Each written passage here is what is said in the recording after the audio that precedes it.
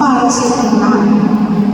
Sa lahat po ng mga graduates, may tinanggap man na karangalan o wala, binabati ko kayo ng isang maligayang pagtatapos.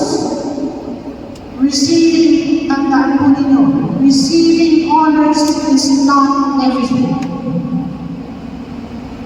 It does not even assure you of a successful life. True. Tulay.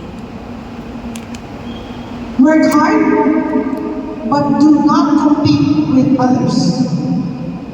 Set your own dreams.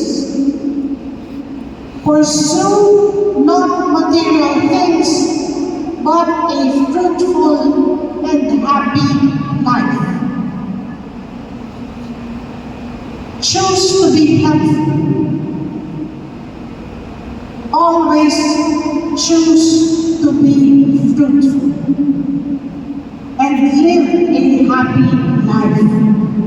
You, after all, have only one life to live. So please make the most of it. Binabati ko po kayo sa matagumpay na pagpapatuloy. Hindi alintana ang mga roadblocks, ang mga